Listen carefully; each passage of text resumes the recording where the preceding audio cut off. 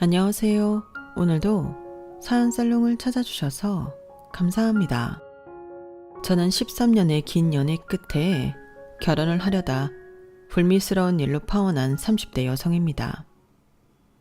저는 대학 시절에 만난 남자와 오랜 연애를 했어요. 13년, 참 길죠? 그 오랜 시간 동안 우여곡절이 없었다면 거짓말이겠지만 뒤돌아 생각하면 그리 길지 않았던 것 같아요. 그러니까 순식간이었어요. 남자친구도 저도 각자 지금의 자리에 오르기까지 바쁜 생활을 하기도 했고, 남자친구도 저도 성격상 싸움이나 사소한 말다툼도 피하는 편이어서 13년이라는 긴 시간 동안 연애를 할 수 있었던 것 같아요. 그런데 혹시 여러분들은 장기 연애의 저주에 대해 아시나요? 그 저주는 장기 연애를 하면 결혼에 꼴이 나지 못한다는 걸 말해요. 게다가 다음 연애를 하면 그 연애를 꽤 짧게 하고 결혼을 한다고 하죠. 그런 저주는 주변뿐만 아니라 연예계에서도 쉽게 확인할 수 있잖아요. 발라드 가수와 여배우는 9년간 연애를 했지만 헤어졌고, 여배우는 한 운동선수와 7개월 만에 결혼을 했죠. 그런 일이 너무 비일비재하잖아요. 하지만 저도 장기 연애를 하면서 저희 커플이 헤어질 거란 생각은 안 했어요. 당연한 얘기지만 누가 연애를 하면서 우리는 분명 헤어질 거야 란 생각을 하겠어요.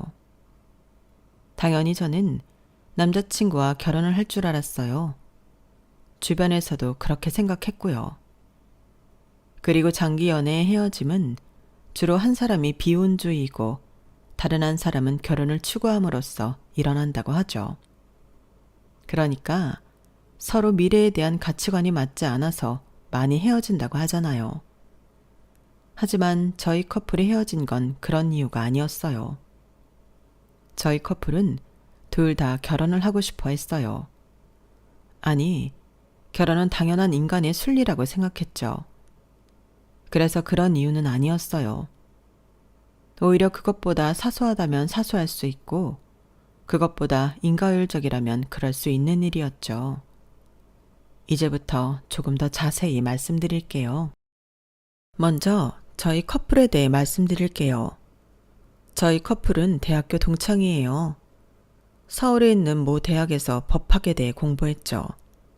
과 CC였어요. 캠퍼스 커플 말이에요.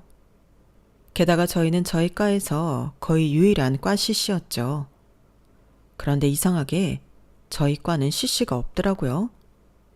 과 사람들끼리 친하지 않은 건 아니었는데 거의 서로를 동료라고만 생각했는지 자기들끼리 연애를 하진 않더라고요.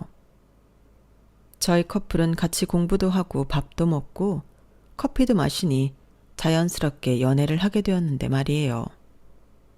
그래서 저희 커플은 과에서 꽤 유명했어요.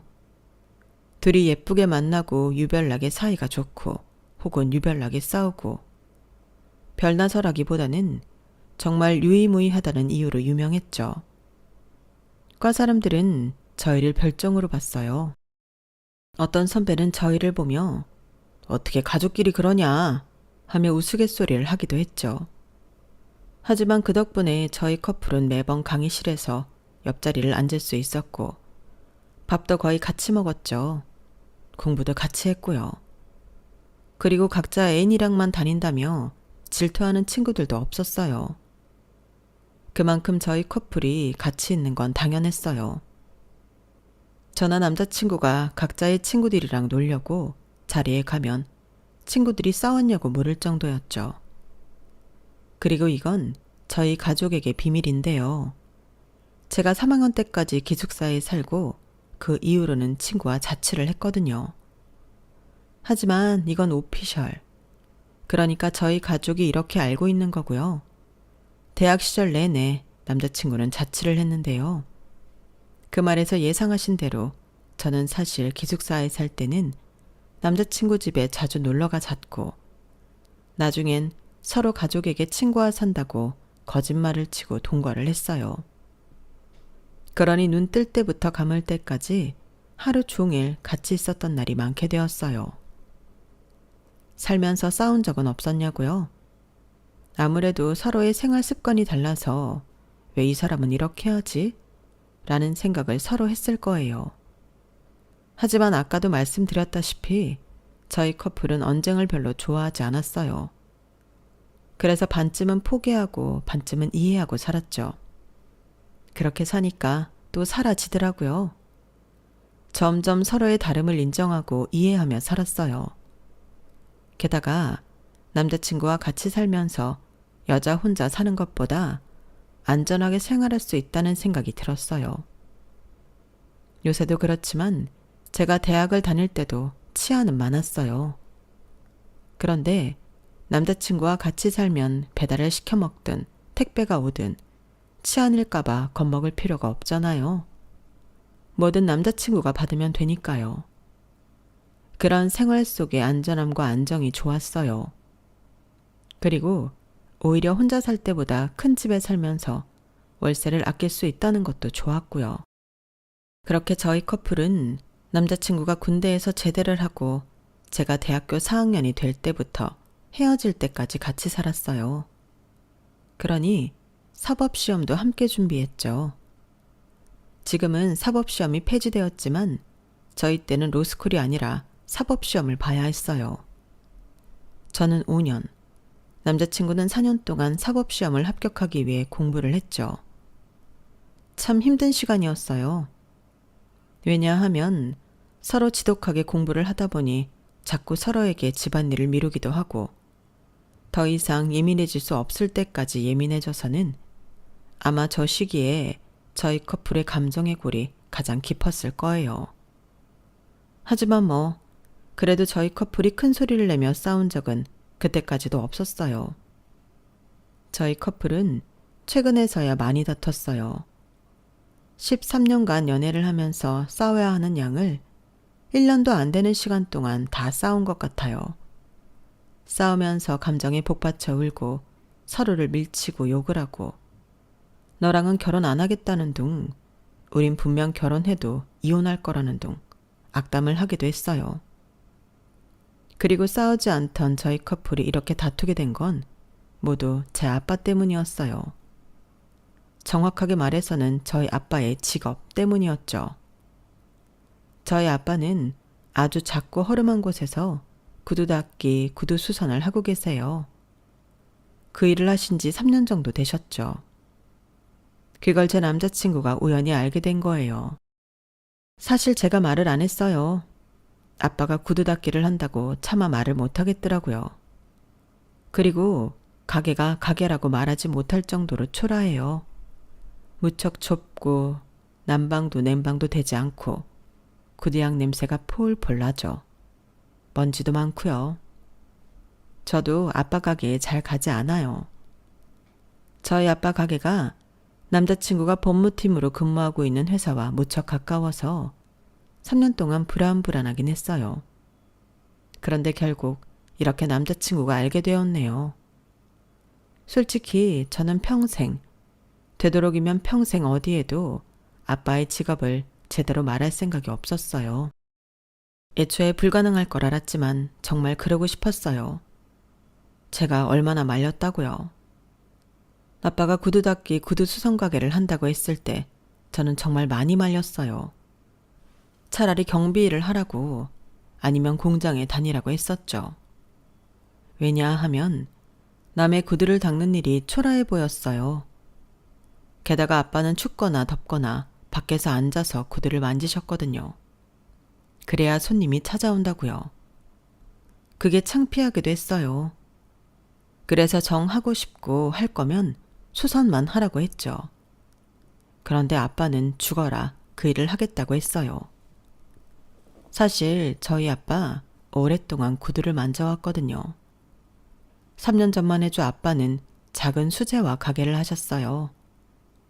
34년 동안 수제화를 만드셨고 본인의 가게를 차려 28년 동안 운영하셨죠. 저희 아빠에게 구두는 운명이었어요. 그리고 삶 자체였죠. 아빠는 구두를 무척 좋아하셨어요. 하루 종일 구두의 생각만 하셨죠. 지나가는 사람들의 구두를 보느라 땅만 보고 걷다가 부딪히거나 넘어지는 일도 비일비재했어요. 그리고 누군가 구두를 잘못 관리하고 사용하고 있거나 엉망인 구두를 산 것을 보면 식당에서 밥을 먹는 와중에도 그 사람에게 한 소리를 했어요. 그래서 어릴 때 저는 아빠에게 아빠는 신지도 않는 구두를 왜 그렇게 좋아하냐고 물었던 적이 있어요. 내가 신지 않아도 괜찮아. 누군가 신는다면 아무런 상관없어. 구두를 제대로 알고 신어준다면 더더욱 아빠는 고맙지. 그런 의미에서 아빠는 아빠가 신는 것보다 만드는 게 더 좋아. 다른 사람에게 기쁨을 주는 일, 그게 세상에서 가장 가치 있는 일 아니겠니? 그리고 아빠가 전에 한번 말했지? 아빠는 가죽장이할 운명이라고. 네 할아버지 살아계실 때까지 좋은 가죽 구두 신었다. 그리고 어렸을 때는 용돈벌이 하려고. 나중엔 즐거워서 네 할아버지 병실에 누워 계실 때까지 구두 닦았지. 네 할아버지는 구두장이는 아니었지만 알아주는 멋쟁이여서 구두에 대해 빠삭했다. 아빠가 네 할아버지 덕분에 많이 배웠지. 처음에 견습생으로 들어갔을 때 사람들이 구두에 대해 이렇게 자세히 하냐고 놀랐어. 다 네 할아버지 덕분이지. 그리고 사람마다 발 모양이 다 다른 것 아니? 그런 의미에서 수제화는 당연하지. 기성화는 편리함 뿐이야. 하지만 오래 신을 거 편리함보다 편안함과 알맞음이 중요한 거란다. 하지만 저에게 아빠의 말은 크게 와닿진 않았어요. 그냥 아빠를 구두밖에 모르는 사람이라고 생각할 뿐이었죠. 특히 아빠는 가게에 손님이 오든 오지 않든 365일 가게 문을 열었거든요. 그것도 이른 오전에 열어 밤에 닫았죠. 처음엔 그런 영업시간이 의미가 있었어요. 하루에 20켤레를 넘게 팔아 일매출 1,000만 원을 넘기기도 했으니까요. 게다가 아빠가 만든 구두에 대한 입소문이 생기면서 대단한 기업의 회장이며 사장 등 높은 임원들이 자기들의 구두를 만들어 달라고 하기도 했어요. 그리고 그 구두를 신고 만족한 기업의 임원들은 자기 회사의 노동자들을 위한 신발까지 주문하기도 했죠. 그래서 아빠 밑으로 5명 이상의 재화공이 있었어요. 혼자서는 감당하기 어려운 수준이었죠. 그렇게 아빠는 수제화의 시대가 왔다고 좋아하셨어요. 그 덕에 저희 집도 살만해졌죠. IMF 때도 큰 타격이 없었고요. 윤영기 시절을 생각하면 꽤나 부유했어요. 꽤 괜찮은 주택에 살면서 먹고 싶은 거 갖고 싶은 거 그렇게 크게 참지 않아도 됐었죠. 게다가 아빠가 만들어준 구두를 신고 다니면 부잣집 딸이 된 것 같았어요. 하지만 운동화 소비가 늘어나고 중국 등에서 생산한 구두가 인터넷에서 수제화와 비교할 수 없을 정도로 저렴하게 팔기 시작하면서 손님은 기하급수적으로 줄었죠. 거기다 몇 년 전 호흡기 관련 질병이 유행했잖아요. 유행을 넘어서 전 세계적인 골칫덩이었죠. 사람도 많이 죽고 일상생활이 불가능했던 만큼 아빠의 수제화 가게에 타격이 컸어요. IMF도 이겨냈는데 말이죠. 돈보다 병이 더 무서운 걸까요? 그래서 저희 아빠의 수제화 가게는 문을 닫게 되었어요. 그리고 아까도 말씀드렸다시피 저희 아빠는 3평도 안 되는 가게에서 구두 닦기 일을 시작하셨죠. 그런데 저는 왜 하필 구두 닦기인지 정말 이해할 수 없었어요. 저는 단지 아빠의 고집이라고 생각해요.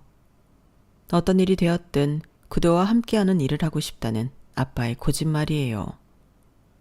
왜냐하면 경비를 하거나 공장에 들어가는 게 생계를 생각하면 더 낫잖아요. 벌이가 보장되니까요. 아직 부모님이 연금 받을 나이도 아니니 그게 더 낫지 않나요? 그리고 구두가 그렇게 좋으면 구두 공장에 들어가면 되잖아요. 그런데 제가 그렇게 말하자 아빠는 정말 상처받은 표정을 지으시더니 그냥 방으로 들어가셨어요. 하지만 아무리 생각해도 구두 닦기 일은 아닌 것 같아요. 특히나 요샌 회사에서도 일상복을 입으려는 추세잖아요. 구두를 신는 사람들이 몇이나 되겠어요. 그것도 굳이 구두 닦는 것을 맡기는 사람이 어디 있겠어요. 저는 장사라는 걸 해본 아빠가 너무 무지하다는 생각을 했어요. 그러다 아빠는 장사를 한 게 아니라 작업을 한 거란 생각이 들기도 했고요. 아무래도 제 생각이 이렇다 보니 남자친구에게도 다른 사람들에게도 아빠 직업을 정확히 말한 적이 없어요. 아직도 아빠의 직업은 수제화 장인이었죠. 저는 차라리 그때가 좋았던 것 같다는 생각도 들어요. 그래서 아빠에게 다시 수제화를 만들어 보라고 하고 싶기도 하지만 아빠가 그 이후에 저에게 구두에 대해 이야기하지 않거든요. 그러니 저도 또 한 번 상처드리고 싶지 않아 말을 아끼고 있었어요. 그런데 남자친구가 알았더라고요. 어느 날 같이 사는 집에 돌아와 입고 있던 양복을 벗어 던지니 화를 내는 거예요. 그렇게 화를 내는 건 거의 처음이어서 저는 너무 당황하고 무서웠어요. 제가 왜 그러냐고 물으니까 남자친구는 제가 자기를 속였다고 말했어요. 내가 이렇게 화내는 이유를 정말 네가 모른다고? 너는 나를 속였어. 그것도 완벽히. 어떻게 나한테 이럴 수가 있어? 나는 너한테 항상 진실했는데 너는 어떻게 그런 걸 거짓말할 수 있어? 니네 아빠 구두 닦이더라? 그것도 내가 일하는 회사 코앞에서. 내가 오늘 얼마나 당황했는 줄 알아? 그 와중에 회사 동료는 신발 신은 채로 구두 닦으라고 니네 아빠한테 말하는데 내가 어느 장단에 맞춰야 하냐고. 나중에 그 애도 우리 결혼식 올 텐데 얼굴 기억해서 내 장인이 구두 닦인 거 회사 알려지면 얼마나 쪽팔려. 아니, 왜 하필 거긴데? 왜? 니네 아빠 나 쪽팔려 죽는 꼴 보고 싶은 거 아니야? 아니, 구두장인 것도 성이 안 차는데 구두 닦기가 웬 말이야? 이야기를 자세히 들어보니 오늘 남자친구와 동료와 점심을 먹고 동료가 구두가 더러워져 닦으러 가야겠다고 회사 근처에 있는 저희 아빠 가게를 찾은 모양이에요. 그리고 남자친구 회사 동료가 저희 아빠에게 좀 무례하게 한 것 같고요. 신발을 신은 채로 닦으라고 하고 여기도 닦아라 저기도 닦아라 손가락질하고 그랬나 봐요. 그리고 저희 아빠는 구두 닦기를 하고 7,000원 정도 받는데요. 그 동료가 10,000원을 툭 던졌다고 하더라고요. 그리고 저희 아빠가 동료와 돌아가는 제 남자친구에게 제 이야기를 했대요. 제가 연락을 잘하는 딸은 아니어서 저 잘 있냐고요. 그 말을 듣고 남자친구는 민망하고 쪽팔려서 사람 잘못 봤다고 하고 나왔다네요. 저는 그 이야기를 듣고 얼굴이 붉어질 정도로 화가 났어요. 그리고 네 동료가 우리 아빠한테 그런 짓을 하는데 어떻게 가만히 있었냐고, 모른 척한 이유가 뭐냐고 따졌어요. 그러자 남자친구는 그게 네가 따질 일이냐 하면서 자기가 얼마나 창피했는 줄 아냐고 하는 거예요. 그렇게 몇 시간을 싸웠어요. 저는 너무 화가 나서 남자친구와 한 공간에 있을 수 없었어요. 1시간 거리에 사는 언니 집으로 갔죠. 제가 2살 터울 언니가 있거든요. 언니는 5년 전에 결혼해 4살, 3살인 2딸을 키우고 있어요. 다행히 그날은 형부가 출장을 가서 없었고요. 그래서 염치 없이 안방에서 언니와 조카들과 잠을 자려고 누웠어요. 언니는 제가 왜 왔는지 묻지 않았어요. 싸운 것도 싸운 거지만 싸워서 집을 나온 적이 이번이 처음인데도요. 그래서 제가 말을 텄어요. 언니, 아니 재웅이가 오늘 아빠 봤대. 알지? 내가 아빠 직업 아직도 수제화 장인이라고 재웅이나 다른 사람한테 말하는 거. 근데 완전히 들켰어. 게다가 아빠도 재웅이한테 아는 척해서 재웅이가 화 많이 났거든. 근데 웃긴 게 내가 아빠 부끄러워하는 건 그것대로 문제긴 하지만 왠지 타당하다고 느껴져서. 근데 재웅이가 그러니까 너무 화가 나더라? 역시 팔은 안으로 굽는다는 건가? 내가 아무리 아빠를 그렇게 생각해도 재웅이는 안 그랬으면 좋겠어. 언니, 내가 이기적인 건가? 그렇게 묻자 언니는 제 눈을 쳐다도 보지 않고 들은 건지 못 들은 건지 알 수 없게 있다가 입을 열었어요. 재웅이는 충분히 그럴 수 있지. 재웅이 아버지가 고등학교 교장이고 어머니는 미대 나오셨다고 안 했나? 그런데 우리 집은 아빠는 구도 닦기에 엄마는 마트에서 일하고 그럴 수 있지. 그렇게 생각할 수 있어. 걔도 우리 집 평생 서울에서 생활해서 돈 좀 있는 줄 알 텐데. 너도 알지만 우리 집이 속 없는 만도 아니니. 그걸 알아버렸으니 그럴 만도 하지. 그러게, 되지도 않는 거짓말을 왜 하니? 그런 건 애초에 말해버려야 한다고. 숨겨서 뭐해. 어차피 다 알게 될 건데. 너는 그럼 그때 아빠가 재영이 모르는 척 할 줄 알았어? 아빠는 자기 일에 프라이드가 있는 사람이야. 그리고 아마 아빠는 재용이 테스트한 걸걸? 제가 무슨 테스트냐고 물으니 언니는 아빠가 재용이가 자기 직업을 무시하는지 아닌지 테스트한 게 분명하다고 말했어요. 그런 면에서 재용이도 큰일 났지. 우리 아빠 한 성격 하는데. 니네는 결혼하긴 글렀다. 언니는 그렇게 말하며 이제 시끄럽게 하지 말고 잠이나 자라고 했어요. 저는 언니에게 큰 기대를 한 건 아니지만 막상 이런 말을 들으니 기분이 좋지 않았어요. 그래도 핏줄인데 어떻게 이런 소리를 하죠? 좀 달래줄 순 없었던 걸까요? 하지만 어쩌면 언니가 저런 말을 할 거란 것을 저도 알고 있었는지 몰라요. 왜냐하면 언니는 절 항상 싫어했거든요. 따져보면 언니가 절 싫어할 이유는 없어요. 제가 언니를 싫어하면 싫어해야죠. 저희 집이 부유했었지만 이내 꼬꾸라진 것을 말씀드렸죠. 하지만 그럼에도 첫째는 달랐어요. 첫째는 첫째라는 이유로 새 옷, 새 장난감, 새 책, 새 문제집이었고 저는 같은 딸이고 둘째라는 이유로 모두 물려받아 썼죠. 그래도 다른 건 다 괜찮았어요. 그런데 문제집은 항상 곤혹스러웠죠. 언니가 낙서도 엄청 많이 하거나 구겨놓아서 엉망이었거든요. 그런데 그걸 하나하나 지워서 풀었어요. 그리고 그런 문제집을 풀어서 저는 전교권에서 놀았어요. 전교 10등 밑으로 내려가 본 적이 없었죠. 공부를 잘했어요. 그 반면에 새 문제집으로 공부한 언니는 중하위권이었죠.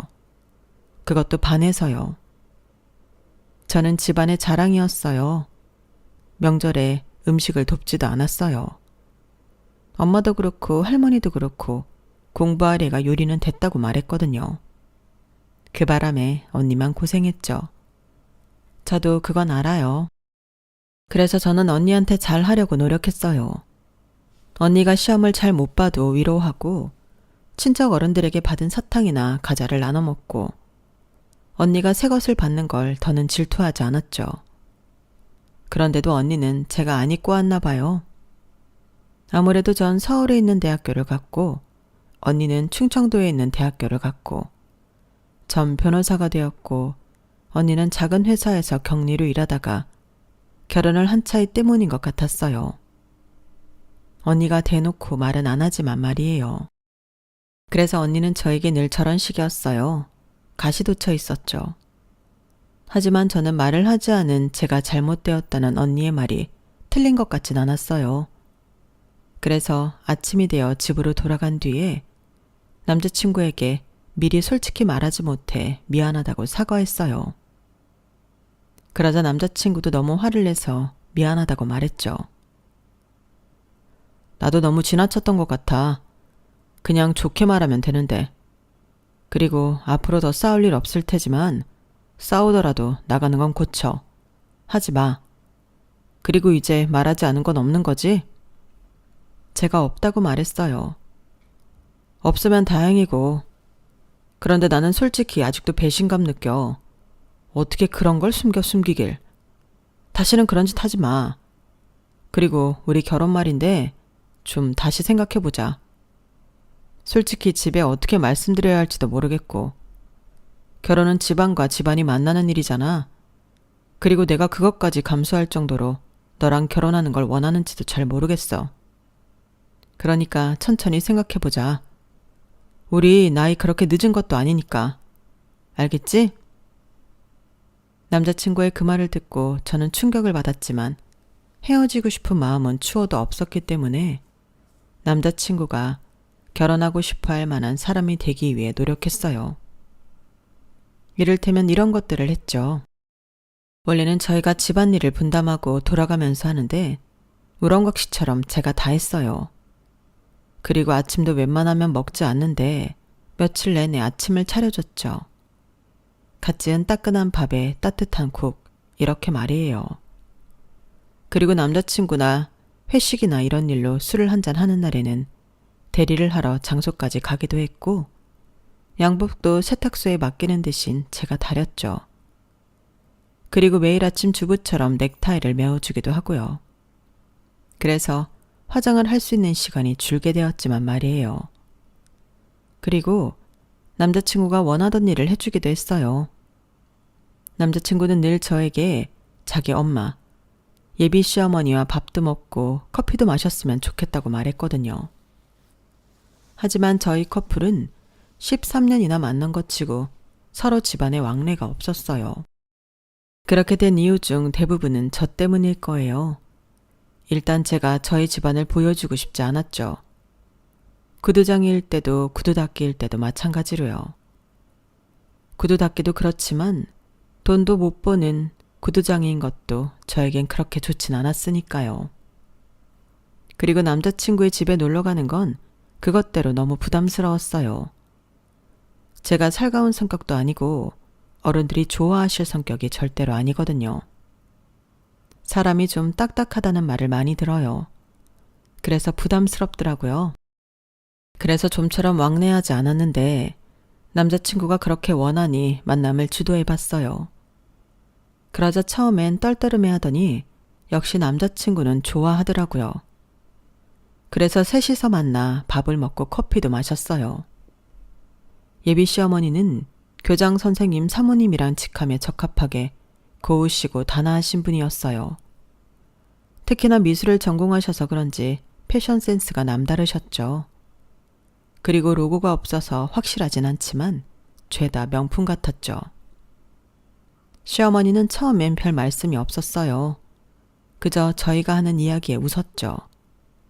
그래서 저희 셋은 별로 중요하지 않은 이야기를 하면서 식사를 했어요. 그러다 시어머니가 가장 좋아하는 카페로 이동했는데요. 글쎄 아메리카노가 7,000원이더라고요. 그래서 저는 아이스 아메리카노를 시키고 남자친구는 백향과 아이들을, 시어머니는 드립커피를 시켰어요. 혹시 드실까봐 약과가 있길래 그것도 시켰어요. 그리고 계산은 제가 했죠. 밥값만큼 나왔더라고요.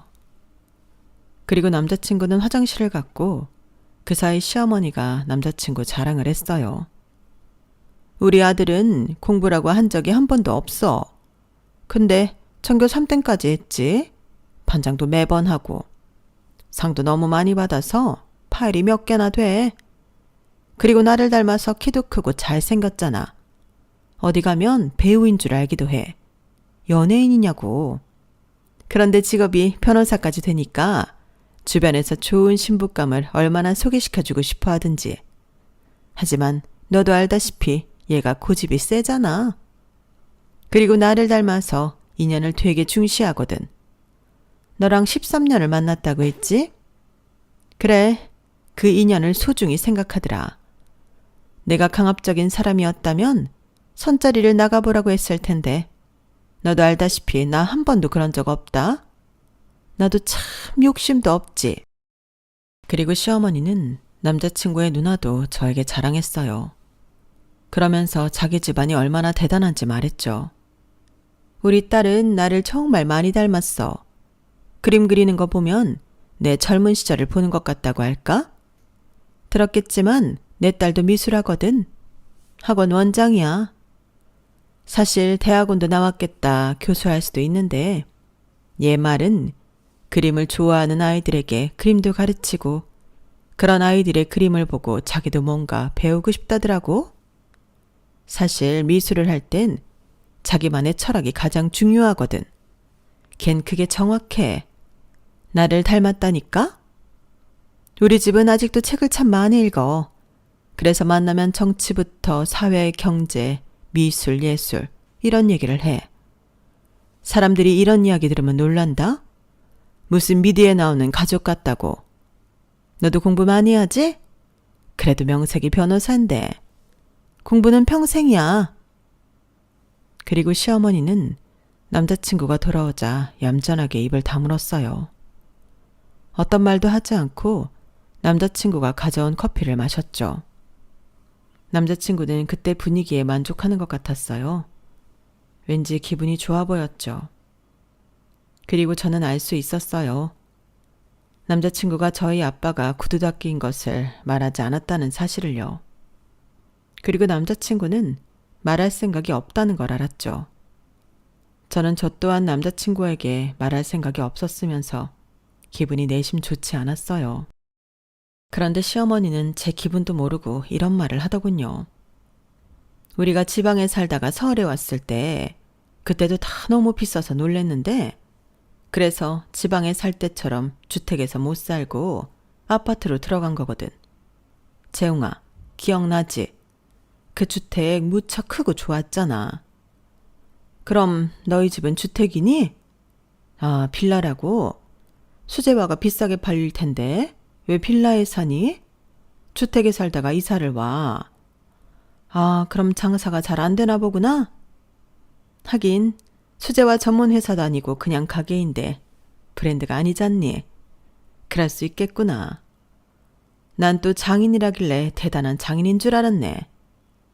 나중에 나도 한 켤레 받아보려고 했는데 별로 기대는 안 해야겠구나. 그럼 너희 집에 결혼하면 집은? 뭐 대출? 너희 집에선 별말 없었니? 언니가 결혼했다며. 결혼할 때 뭐 받아간 거 없니? 저희 언니가 결혼할 때 뭘 받아갔겠어요. 저희 언니도 퇴직금이며 대출이며 다 받아서 겨우 아파트 마련했는데요. 제가 아무 말이 없자 시어머니는 콧방귀를 꼈어요. 역시 서울에 산다고 해서 다 부자는 아니구나. 어째 서울에 가난한 사람이 더 많은 것 같아. 너희 가족 중에서 내가 제일 많이 버니? 혹시 네가 개천에서 난 용은 아니지? 문제집 살 돈도 없어서 물려받고 그러진 않았지? 어? 왜 말이 없니? 저는 아무 말도 못하고 난감해하고 있었어요. 사실 문제집 살 돈도 없어서 물려받아 공부한 거 남자친구도 모르거든요. 남자친구는 자기처럼 많은 지원을 받으며 공모한 줄 알 거예요. 원래 사람은 자기 시선대로 모든 걸 판단하잖아요. 제가 그렇게 있자 시어머니는 가방을 잡더니 남자친구에게 가자고 했어요. 남자친구는 커피도 다 안 마셨는데 어딜 가냐고 물었죠.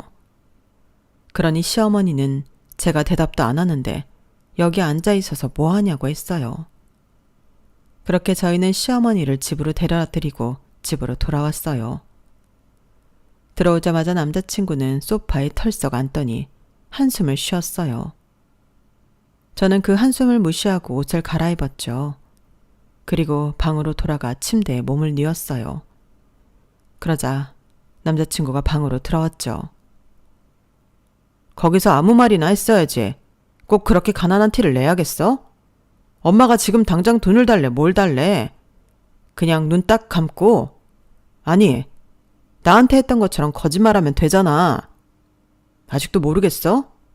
이제 나도 현실을 알게 되었으니 우린 한 배를 탄 거야. 그러니까 너도 협조해서 거짓말이라도 쳐야지. 나한텐 그렇게 잘만 거짓말했으면서 왜 못하는데? 왜? 너 정말 나랑 결혼 안 할 거야? 저는 침대에 앉아 남자친구를 쏘아봤어요. 그리고 왜 거짓말을 해야 하냐고도 말했죠. 왜 거짓말을 해야 해? 이제 너도 알게 되었으니까 아예 말하면 되잖아. 그럼 아예 말하지 말고 결혼하자고? 그리고 돈 달라는 거 맞잖아. 아파트든 뭐든 해오라는 거잖아, 그 말이. 내가 무슨 바보인 줄 알아? 너 우리 아빠가 창피해? 왜 말을 안 하려고만 해? 제가 그렇게 말하자 남자친구는 시어머니와 똑같은 표정으로 꽃방귀를 끼더라고요. 야, 너부터 나한테 거짓말했으면서 이제 와서 뭐가 창피하고 말고야. 너부터가 창피해서 거짓말한 거잖아. 근데 나라고 당당할 수 있겠어? 그걸 바라는 것 자체가 이기적인 거 아니야? 네가 애초에 니네 아빠가 하는 일에 자부심이 있었으면 나도 이해했어. 알아? 남자친구가 그렇게 말하는데 더는 할 말이 없더라고요. 그래서 다시 침대에 누웠어요. 그래, 매번 그랬던 것처럼 그렇게 피해봐. 뭐가 달라지나. 아무튼 나는 절대 우리 엄마 아빠한테 니네 아빠 직업 밝힐 생각 없어. 그러니까 너도 내가 하는 것처럼 말 맞춰. 그래도 우리 엄마 네가 그런 식으로 굴어도 결혼하지 말라는 말 안 했어. 감사하게 생각해. 알아? 그리고 내일 너 내 구두 다 니네 아빠한테 가져가서 닦아와. 상견례 날짜 잡았으니까. 그렇게 상견례 날짜가 잡혔어요. 사실 정확히 말하면 통보받았죠. 저희 아빠는 당신이 가게 사장이니 상관없는데 그 덕분에 저희 엄마가 일하는 마트에서 욕을 엄청 먹었다네요. 이미 스케줄이 짜여 있는데 이런 식이면 곤란하다고요. 그리고 상견례 전에 저희 아빠가 남자친구에게 식사를 하자고 제안했어요. 사실 자기 엄마하고 친해지길 바라던 남자친구는 13년 동안 저희 가족과 식사를 5번도 안 했을 거예요. 물론 저보다는 많이 했지만 생각해보니 괘씸하긴 하더라고요. 그래서 일부러 부담스러우라고 언니네 가족까지 불렀어요. 형부와 조카까지 다 모여서 식사를 했죠. 저희 엄마가 그날은 쉬는 날이어서 이것저것 반찬을 참 많이 했더라고요. 돼지고기 김치찜부터 나물이며 조개국이며 전도 하셨더라고요. 저희 아빠가 귀하게 보관한 양주도 꺼내셨어요. 그렇게 한 잔, 2잔. 남자친구는 술을 비워갔죠. 남자친구는 평소에도 술은 가끔 하지만 아주 잘하는 편은 아니에요. 주량이 소주 1병 반 정도? 남자치고는 센 편은 아니죠. 그런데 그날은 계속 받아 마시더라고요. 그리고 사고를 쳤어요. 어머님, 아버님, 제 이야기 들어보세요. 지영이가 정말 무서운 애라니까요. 어떻게 자기 아빠 직업을 속여요. 저한테는 고급 수제화 만드는 장인이라고 해놓고 알고 보니까 구두 닦기. 그게 뭐예요? 제가 그래서 그때 아버님 뵙고 놀라서 모른 척 한 거라니까요. 제가 얼마나 놀랐겠어요. 여자친구 아빠가 평수도 안 되는 쪽방에서 구두를 닦고 있다고 누가 생각해요? 그래서 그런 거라니까요. 다 지영이 탓이라고요. 이거 제가 모르고 결혼했으면 사기 결혼이에요. 아시죠? 인정하시죠? 형님은 아셨어요? 형님은 아버님이 구두 닦인 거 아셨냐고요? 아셨다면 다행이고요. 그런데 우리 지영이는 그걸 저한테 숨겼어요. 아니, 수제화 장인이었던 건 맞습니까? 네? 남자친구는 많이 취한 것 같기도 하고 아닌 것 같기도 했어요. 그래요. 13년을 만난 감으로 정확히 취했다고 생각이 들진 않았어요. 긴가민가 했죠. 그런데도 제가 저 강재용이가 결혼하겠습니다. 이런 지영이하고도 이런 집안하고도 결혼하겠습니다. 대신 절대 저희 부모님한테 구두 닦기라고 말하지 마세요. 그건 지켜주십시오. 저희 부모님 정말 가방줄 긴 분들이세요. 그런 집안이 고작 구두 닦기 집안이랑 결혼한다고 하면 다들 웃어요. 그냥 수제화 만드신다고 하세요. 꼭 그러셔야 합니다. 그 말을 끝으로 저는 남자친구를 데리고 집으로 갔어요. 남자친구는 끝까지 취한 척을 하더라고요. 정말 원래 취하면 안 씻고 자거든요. 근데 오늘은 자진해서 화장실로 들어가 씻더라고요. 일부러 그랬던 걸까요? 그것까진 모르겠어요. 그렇게 시간이 흘러 상견례를 하게 되었어요. 남자친구는 저를 본가에 내려줬죠. 그리고 제가 주차장으로 가는데 아빠가 새 차 앞에 있는 거예요. 제가 이 차는 뭐냐고 물으니 며칠 전에 새로 뽑았대요. 기가 막혔죠. 왜냐하면 그 차는 S클래스였거든요. 그리고 아빠는 한 벌 있는 맞춤 양복을 입고 있었어요. 엄마는 어디서 구했는지 모를 명품 원피스를 입고 있었고요. 저는 대체 이게 무슨 일인지 알 수 없었어요. 하지만 묻기 전에 아빠가 차에 탔고 엄마도 타길래 저도 뒷좌석에 탔는데 아빠는 빠르게 출발했어요. 상견례 자리에 도착해 차를 주차하는데도 이게 아빠 차인 게 믿겨지지 않았어요. 사실 아빠는 국산차가 최고라고 생각하는 사람이거든요. 그런데 아빠는 물을 틈도 주지 않고 가게 안으로 들어갔어요. 그리고 사돈 어른께 악수를 청했죠. 안녕하십니까? 지영이 예비되는 사람입니다. 저는 모르시겠지만 구두 닦는 일을 하고 있습니다. 그리고 대뜸 이렇게 말하는 거예요. 저는 너무 놀라서 눈을 휘둥그레 떴는데 그건 저뿐만이 아니었어요. 엄마를 제외하고 모두가 토끼 눈을 하고 있었죠. 그리고 아빠는 자리에 앉아 식사를 하며 시부모님과 이야기를 하는데 계속 자기가 구두 닦기라는 것을 강조했어요. 이렇게 멋진 구두 닦기 보신 적 있으십니까? 이런 농담을 하시기도 했죠.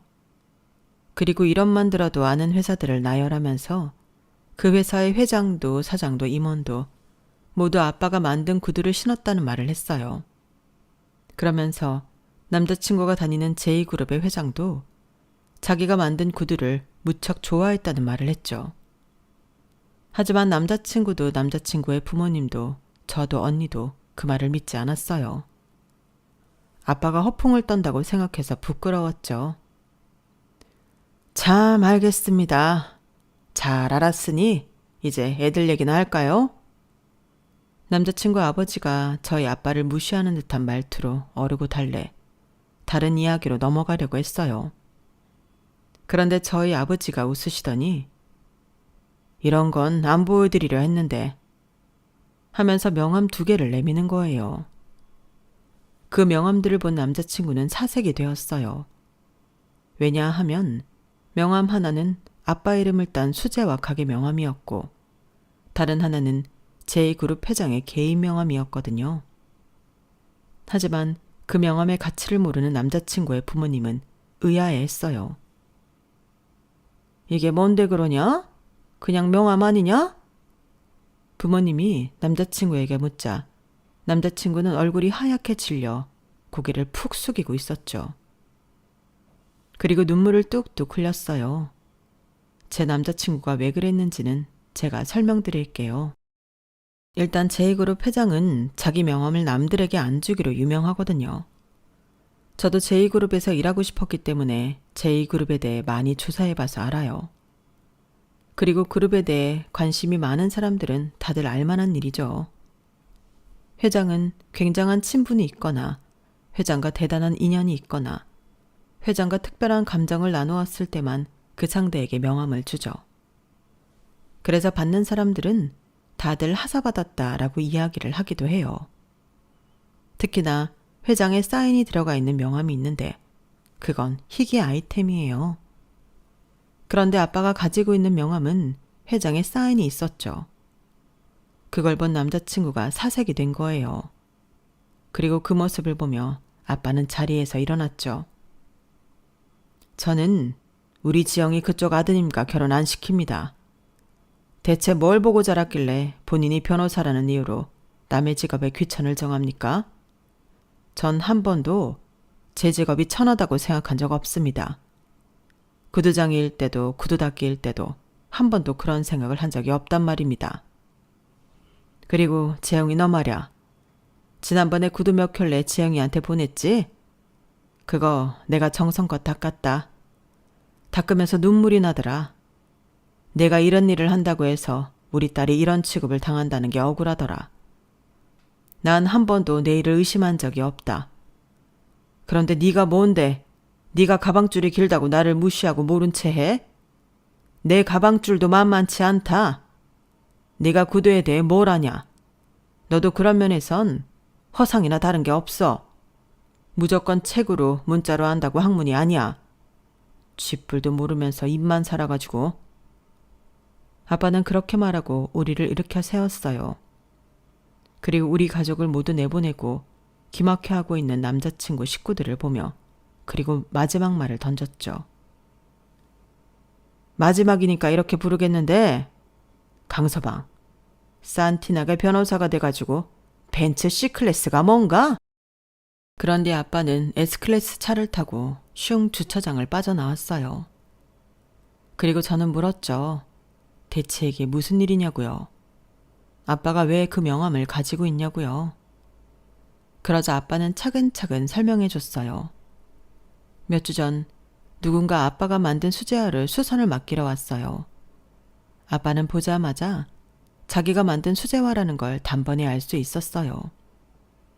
10년도 더 된 구두여서 더더욱 아빠는 반갑고 기뻐서 즐거운 마음으로 구두를 수선했어요. 보니까 구두 주인이 구두를 사고 주기적으로 밑창과 굽을 바꾼 모양이었어요. 그리고 그뿐만 아니라 가죽 상태도 세월이 무색하게 훌륭했죠.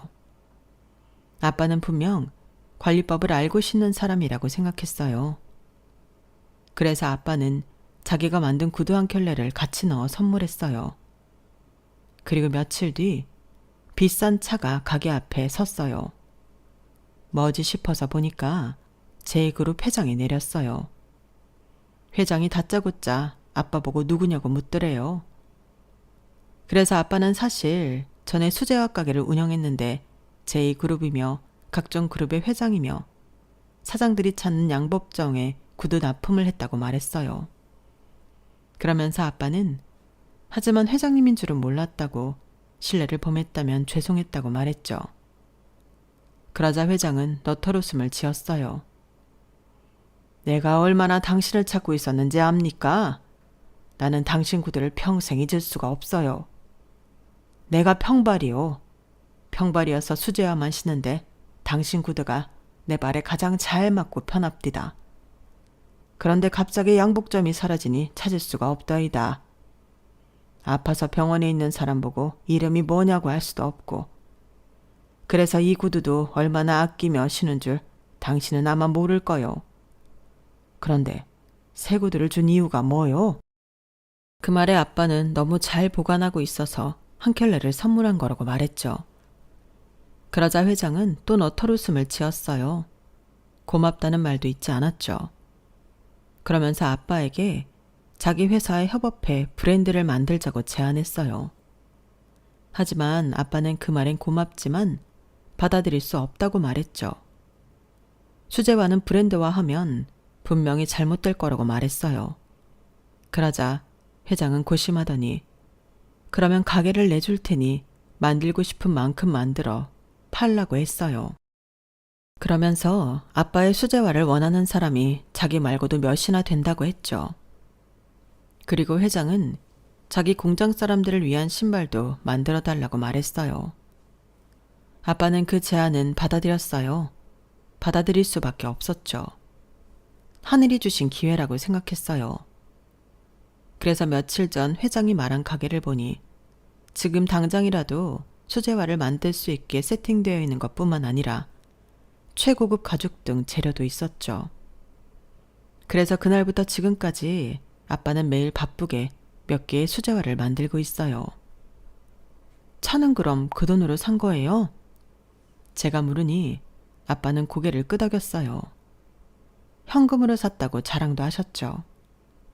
그래서 제가 왜 이런 일을 말하지 않았냐고 물었어요.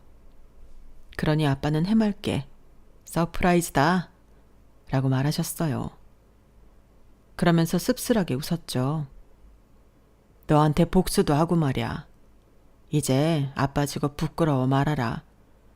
많은 사람들에게 기쁨과 행복을 주는 일이야. 그리고 아빤 언제나 죽지 않는다. 그 말에 저는 저절로 고개가 숙여졌어요. 그렇게 전 파혼했어요. 13년의 연애도 끝이 났죠. 남자친구에는 그 이후로 수백 통의 연락이 왔지만 받지 않았어요. 다시는 연락하지 말라고 메시지를 보내고 차단했죠. 들어보니 회사에서도 제대로 일을 못하고 있나 봐요. 하지만 어쩔 수 있나요?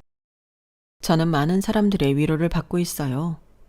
13년이라는 긴 연애가 파혼으로 끝나 사람들은 제가 안쓰러워 보이나 봐요.